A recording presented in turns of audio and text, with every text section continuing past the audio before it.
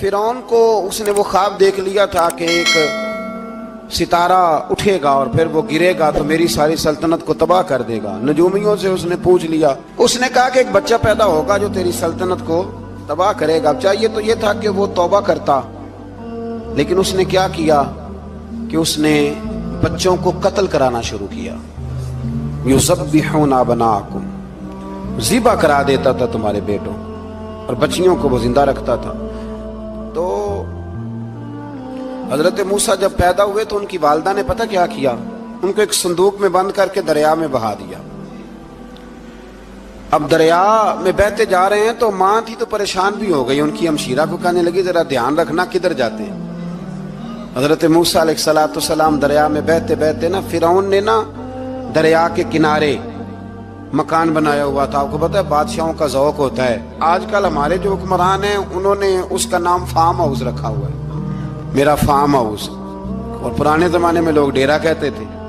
تو اس نے بھی اس طرح کا فارم ہاؤس بنایا ہوا تھا۔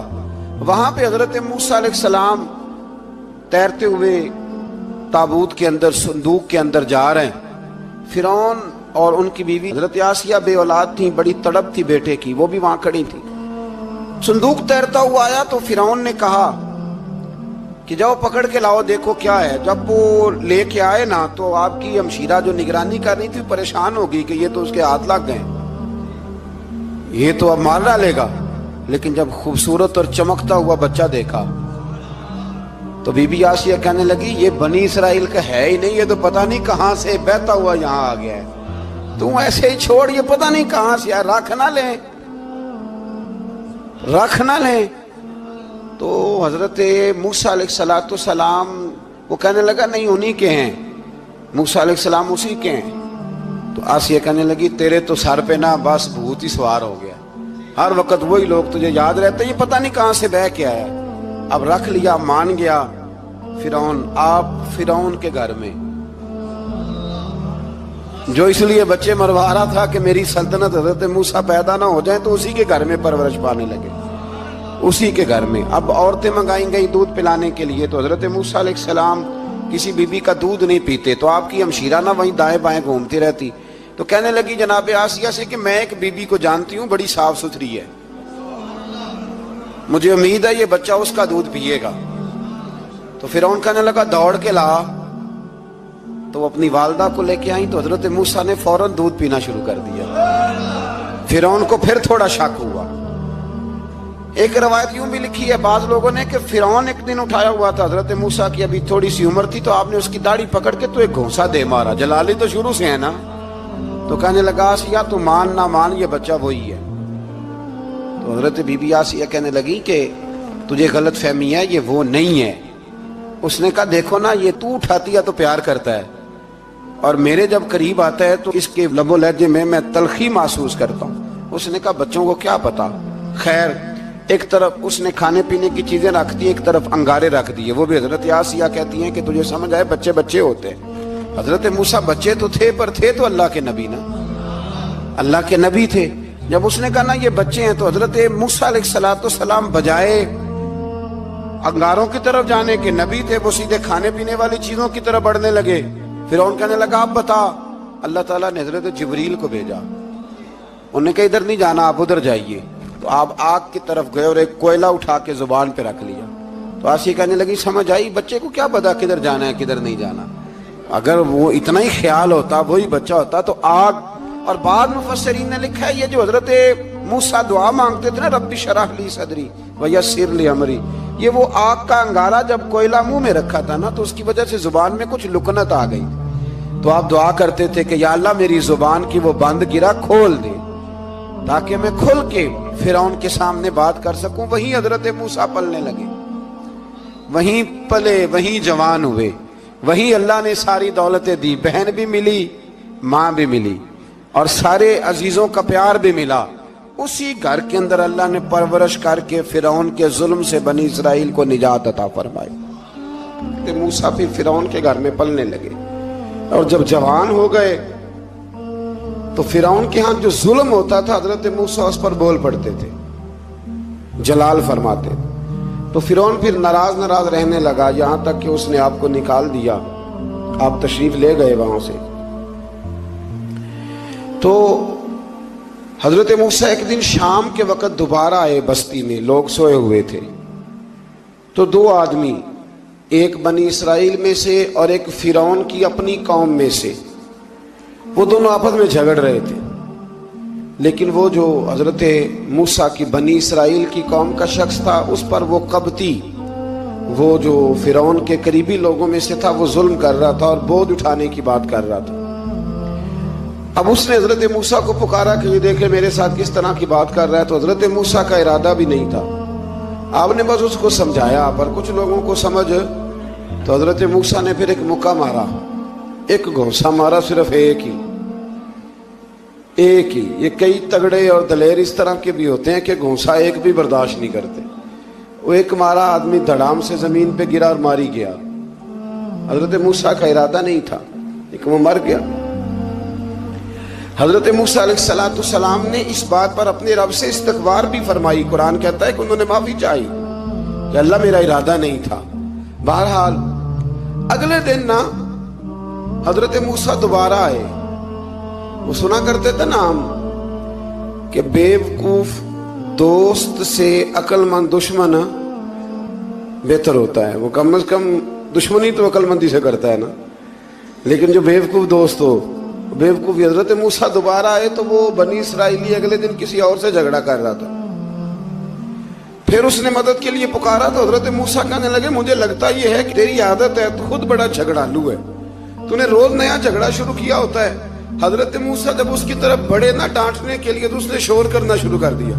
کہنے لگتا ہے جس طرح آپ نے اسے کل قتل کیا تھا مجھے بھی قتل ہی کریں گے. یہ انسانوں کا مزاج ہے کہ آپ جب تک کسی کے طبیعت کے مطابق چلیں گے وہ راضی رہتا ہے، اور ذرا آپ اس کی طبیعت سے ہٹتے ہیں تو وہ شور کرتا ہے. اس نے کہا جی آپ مجھے بھی لگتا ہے ماریں گے. حضرت موسیٰ کلیم اللہ علیہ نبینا علیہ السلام کے بارے میں جب اس نے شور کیا تو بات پھر فرعون کے دربار تک گئی. وہ تو پہلے ہی بہانہ تلاش کر رہا تھا. اس نے کہا ڈھونڈو، پکڑو اور معاذ اللہ شہید کریں گے. کسی نے آ کے خبر دی کہ آپ جہاں سے ہجرت کر جائیں، اس لیے کہ آپ کے لیے یہاں حالات درست. اور بھائی یہ چھوڑ دیا کریں بات کہ فلاں آدمی کے حق میں فلاں جگہ حالات کیسے خراب ہوئے. تو نبی کریم علیہ السلام مکہ چھوڑ کے کیوں آئے؟ حضرت موسیٰ علیہ السلام نے ہجرت کیوں فرمائی؟ یہ ایک ایسی عجیب بحث ہے جس کو لوگ بلا وجہ چھوڑ دیتے، بلا وجہ چھیڑ دیتے ہیں. اور بالخصوص ایک خاتون نے ایک دفعہ مجھے پیغام دیا تو میں بڑی اس کی بات سن کے مجھے عجیب لگا. وہ کہنے لگی کہ دوسری جگہ میری شادی ہوئی ہے، مجھے طلاق ہو گئی تھی، تو مجھے ایک تانا روز سننے کو ملتا ہے تو اتنی اچھی ہوتی تو وہاں نہ رہ لیتی. تو بھئی یہ کوئی تانے والی بات ہے؟ کوئی ضروری ہے کہ بیوی غلط ہوتی ہے تو طلاق ہوتی ہے؟ اللہ کے محبوب علیہ السلام کی 2 صاحبزادیوں کو ابو لہب کے 2 بیٹوں نے طلاق بھیج دی تھی. کس کی غلطی تھی؟ تو آپ کیا کہہ سکتے ہیں یہاں کیوں طلاق؟ تو اتنی جلدی بات تھوڑی کر دیں گے آپ، تھوڑی احتیاط فرمائیں بولنے میں. تو حضرت موسیٰ علیہ السلام وہاں سے نکلے اور آپ مدین کی طرف چلے گئے. مدین وہ علاقہ تھا جہاں فرعون کی حکومت کوئی نہیں تھی. حضرت موسیٰ جیسے ہی وہاں پہنچے تو ان کے اندر ایک جذبہ تھا، ظلم ہوتا نہیں دیکھ سکتے. جب وہاں پہنچے تو انہوں نے دیکھا لوگ اپنے اپنے جانوروں کو گھاٹ پہ پانی پلا رہے ہیں اور 2 خواتین ہیں وہ بالکل پیچھے کھڑی ہیں. تو حضرت موسیٰ کلیم آگے بڑھ کے کہنے لگے تم کیوں نہیں پانی پلاتی؟ تو وہ کہنے لگی ہمارا بھائی کوئی نہیں، باپ ہمارا بوڑھا ہے. اللہ اکبر. مجبوری یہ ہے، ہم ہیں بھی پردہ دار گھرانے کی، مجبوری ہماری یہ ہے کہ جب تک یہ سارے لوگ پانی پلا نہیں لیں گے اتنی دیر تک ہماری باری نہیں آئے گی. تو حضرت موسیٰ کلیم اللہ علیہ السلام فرمانے لگے اچھا یہ بات ہے تو جانور مجھے دو. وہ ہو یہ رہا تھا کہ چونکہ مرد پانی پلا رہے تھے تو اور جتنے بھی مرد آتے جاتے تھے وہ گھستے جاتے تھے اور عورتیں بیچاری کھڑی تھیں. حضرت موسیٰ جھٹ سے آگے بڑھے، پیچھے ہٹو.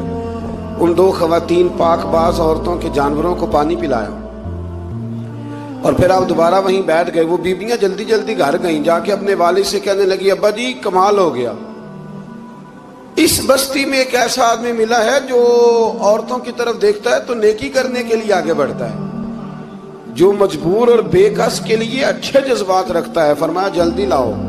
کچھ مفسرین اور طرف بھی گئے ہیں، لیکن جمہور نے لکھا ہے کہ وہ حضرت شعیب علیہ السلام تھے۔ حضرت شعیب نے گھر بلایا، اپنی ایک بیٹی کو بھیجا، فرمایا بیٹے بلا کے لاؤ۔ وہ جب گھر آئے تو آپ فرمانے لگے آپ میرے ساتھ اجرت طے کر لیں، 8 سال یا 10 سال آپ میری بکریوں کو چرائیں، میرے گھر میں رہیں۔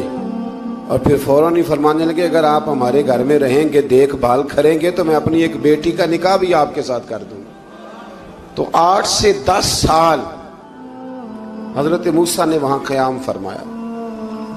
اور پھر جب آپ کا نکاح ہو گیا تو آپ اپنی بیوی کو لے کے مصر کی جانب جا رہے تھے، تو رستے میں نا ٹھنڈ زیادہ ہو گئی، تو اپنی زوجہ سے کہنے لگے وہاں آگ جل رہی ہے، میں تیرے لیے آگ لے کے آتا ہوں تاکہ تو تاپ سکے، گرمی حاصل کر سکے۔ وہاں گئے تو درخت سے آواز آئی موسیٰ میں تیرا رب ہوں۔ درخت سے آواز آئی موسیٰ میں تیرا رب ہوں۔ اور حضرت موسیٰ کلیم اللہ کو وہاں وحی آنی شروع ہوئی، وہاں وہی اللہ تعالیٰ نے انہیں وہ عصا عطا فرمایا جو پھر بعد میں اژدہا بنتا تھا۔ رب کریم نے وہیں حضرت موسیٰ کلیم کو وہیں ید بیضا عطا فرمایا۔ اپنا ہاتھ گریبان میں ڈال کے نکالتے تھے تو چاند اور سورج کی طرح روشنی دیا کرتا تھا۔ ید بیضا لیے بیٹھے ہیں اپنی۔ میں کبھی کبھی کہا کرتا ہوں کہ مولا کے دینے کے انداز بڑے انوکھے ہیں۔ بھائی یوسف کو کنویں میں پھینکتے ہیں تو اللہ مصر کا حکمران بنا دیتا۔ تو پھر حضرت موسیٰ وہاں سے واپس آئے اور آ کر کے آپ نے دوبارہ وہ سارا نظام زندگی شروع فرمایا۔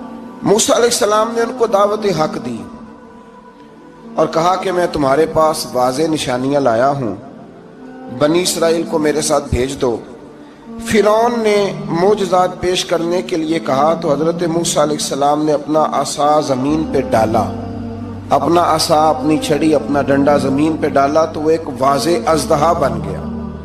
پھر حضرت سیدنا موسیٰ علیہ السلام نے اپنا ہاتھ گریبان سے نکالا تو وہ دیکھنے والوں کے لیے روشن ہو گیا، ہاتھ کے اندر نور پیدا ہو گیا۔ ید بیضا لیے بیٹھے ہیں اپنی آستینوں میں۔ فرعون کے سرداروں نے حق کو قبول کرنے کی بجائے اسے جادو قرار دے دیا اور کہا کہ یہ تمہیں اپنے ملک سے نکالنا چاہتا ہے۔ انہوں نے کہا اس معاملے کو ذرا ڈھیل دو اور جادوگروں کو جمع کرو۔ جادوگر آئے، انہوں نے فرعون سے کہا کہ ہم حضرت موسیٰ کے مقابلے میں جادو تو دکھائیں گے معاذ اللہ، لیکن اگر ہم غالب آ گئے تو پھر ہمارا انعام کیا ہوگا؟ سودا پہلے طے کرنا ہے، کیا انعام ملے گا؟ اس نے کہا کہ اگر تم غالب آ گئے تو میں تمہیں اپنا قریبی بنا لوں گا۔ بادشاہوں کا قریبی ہونا بھی تو بڑی بات ہے نا، لوگ بڑے پاپڑ بیلتے ہیں قریبی ہونے کے لیے۔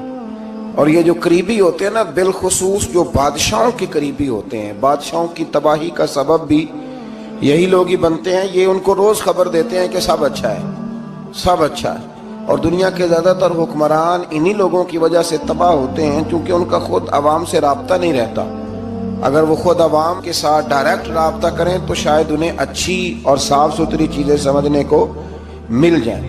خیر، جادوگروں نے جب کہا ہمیں کیا دو گے تو اس نے کہا تمہیں قریبی بنا لوں گا۔ جادوگروں نے موسیٰ علیہ السلام سے کہا کہ آپ پہل کریں گے یا ہم پہل کریں؟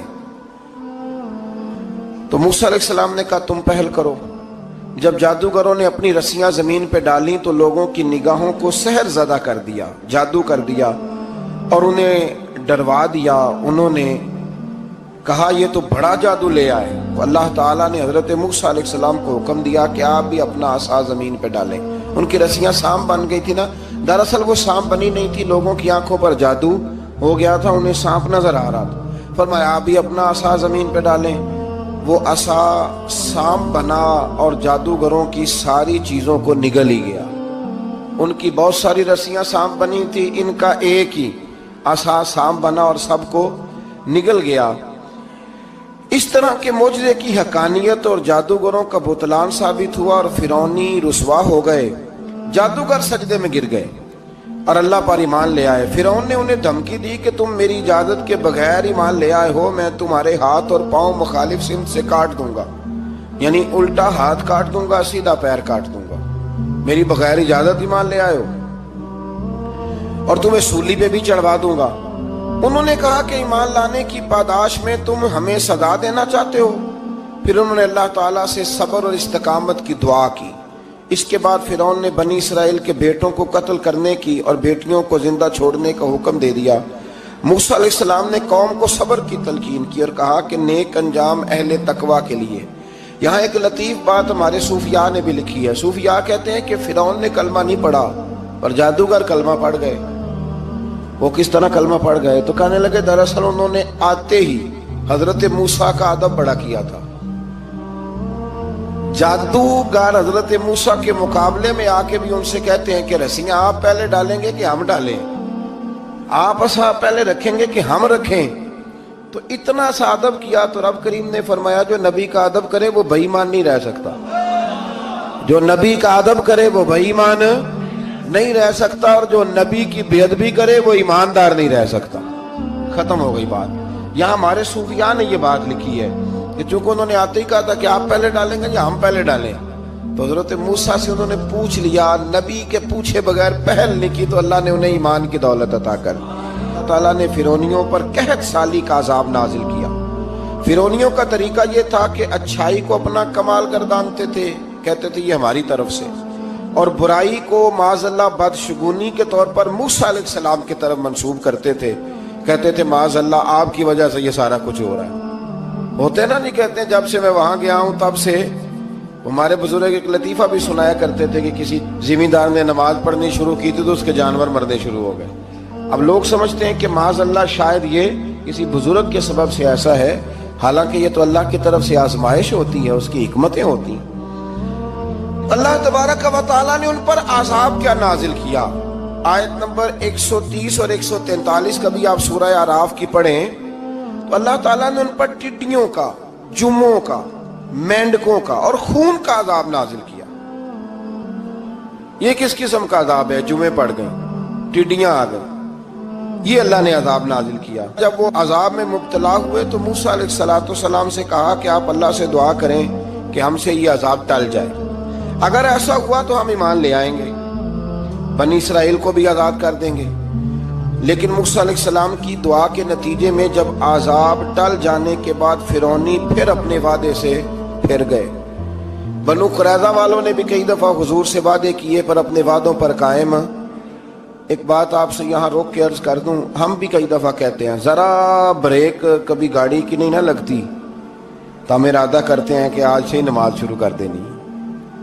ذرا طبیعت زیادہ لیل ہوتی ہے تو ارادہ کرتے ہیں نا کہ بھائی آج کے بعد ہم نے نیک، پھر کیا ہوتا ہے شفا ہو گئی تو چھٹی ہو گئی۔ یہ طریقہ درست نہیں، یہ تو کفار کا طریقہ بیان کیا نا قرآن پاک نے۔ یہاں فرمایا جب اللہ تبارک و تعالیٰ نے انہیں نجات دے دی تو اپنے وعدے سے مکر گئے، تو پھر اللہ تبارک و تعالیٰ نے بنی اسرائیل کو سمندر پار کر کے ایسی قوم کے پاس پہنچا دیا جو بتوں کی پرستش کرتی تھی۔ وہ تو بچ گئے لیکن فرعونی سارے دریا کے اندر غرق ہو گئے۔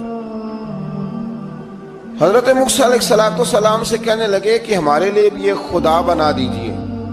حضرت موسیٰ علیہ السلام نے فرمایا بت پرستی کرنے والے جاہل ہیں۔ یہ بت پرست قوم کے پاس جب گئے نا بنی اسرائیل والے، بت پوجتے ہوئے دیکھا تو کہنے لگے ہمارے لیے بھی سامنے بنا کے رکھ دو۔ فرمایا یہ تو جاہل ہیں، تم انہیں دیکھ کے اثر قبول کر رہے ہو اور اپنی جاہلیت کے باعث یہ ہلاک ہونے والے بھی ہیں۔ پھر اللہ تعالیٰ نے بنی اسرائیل پر اپنی نعمتوں کا ذکر فرمایا، اور موسیٰ علیہ السلام نے اپنی قوم میں ہارون علیہ السلام کو اپنا جانشین فرمایا اور کوہ طور پر تشریف لے گئے۔ اللہ نے فرمایا وہاں آ جائیں، میں آپ کو تورات عطا کرتا ہوں۔ 40 دن کا یہ عرصہ تھا۔ موسیٰ علیہ السلام نے وہاں پہ جا کے، وہ سارا واقعہ بھی انہی آیات میں ہے کہ حضرت موسیٰ نے عرض کیا تھا کہ رب ارنی، یا اللہ میں تجھے دیکھنا چاہتا ہوں، تو فرمایا لن ترانی، تو نہیں دیکھ سکتا۔ وہ بھی یہاں اللہ نے ذکر فرمایا۔ پھر اللہ تعالیٰ نے اپنی ایک تجلی جب کوہ طور پہ ڈالی تو حضرت موسیٰ علیہ السلام تاب نہ لا سکے اور بے ہوش ہو گئے، اور پہاڑ بھی ریزہ ریزہ ہو گیا۔ اس کا ذکر بھی اللہ نے انہی آیات میں فرمایا۔ آیت نمبر 144 سے 155 تک حضرت موسیٰ علیہ السلام کو رسالت عطا کرنے، کلیم اللہ کا منصب عطا کرنے، تورات عطا کرنے کا ذکر ہے۔ آگے چل کے بتایا کہ جو متکبر لوگ ہیں نا وہ آیات الہیہ سے منہ پھیرتے ہیں، اور جو لوگ اللہ کی آیات اور قیامت کو جھٹلاتے ہیں ان کے اعمال باطل ہیں۔ پھر موسیٰ علیہ السلام کے کوہ طور پر قیام کے عرصے میں بنی اسرائیل کے زیورات سے بچڑا بنا کر اسے معبود بنانے کا ذکر ہے۔ ان میں ایک جادوگر تھا سامری، سنا ہے سلالہ میں اس کی قبر ہے۔ حضرت موسیٰ کوہ طور پہ چلے گئے تو اس نے پیچھے سے سونے کا ایک بچڑا بنا لیا، اس میں سونے کی تاریں اس کے منہ میں لگائیں، ہوا چلتی تھی تو بجتی تھی۔ اتنے کمزور عقیدے کی یہ قوم تھی کہ انہوں نے فٹافٹ ماننا شروع کر لیا، فٹافٹ ماننا، کہنے لگے یہ ٹھیک ہے۔ چنانچہ موسیٰ علیہ السلام جب واپس آئے تو قوم پر غصے اور افسوس کا اظہار فرمایا اور کہا میرے پیچھے تم نے ایسا برا کام کیا ہے۔ انہوں نے تورات کی تختیاں بھی زمین پہ ڈالیں اور اپنے بھائی ہارون علیہ السلام کا سر پکڑ کے اس سے جواب طلبی کی۔ انہوں نے کہا اے میرے ماں جائے، بڑے خوبصورت لفظ ہے قرآن پاک، اے میرے ماں جائے، اے میرے بھائی، قوم نے مجھے بے بس کر دیا اور قریب تھا کہ یہ مجھے قتل بھی کر دیتے۔ اب آپ مجھ پر سختی کر کے دشمنوں کو ہنسنے کا موقع نہ دیں، کبھی بھی دشمنوں کو اپنے اوپر ہنسنے کا موقع نہ دینا چاہیے۔ پھر آیت نمبر 151 میں موسیٰ علیہ السلام کی دعا اور کلمات استغفار کا ذکر ہے۔ آگے چل کے بتایا کہ غصہ ٹھنڈا ہونے پر موسیٰ علیہ السلام نے تورات کی تختیوں کو اٹھایا جن کی تحریر میں اللہ سے ڈرنے والوں کے لیے ہدایت اور رحمت کی بشارت تھی۔ آیت نمبر 156 سے لے کر 158 تک میں موسیٰ علیہ السلام کی دعا کا ذکر ہے، جس میں انہوں نے اپنی قوم کے لیے اللہ تعالیٰ سے دنیا اور آخرت کی بھلائی مانگی۔ اللہ تعالیٰ نے فرمایا یہ کامل نعمت میں ان لوگوں کو عطا کروں گا جو ایمان کے ساتھ تقوی بھی اختیار کریں گے، یہ انہیں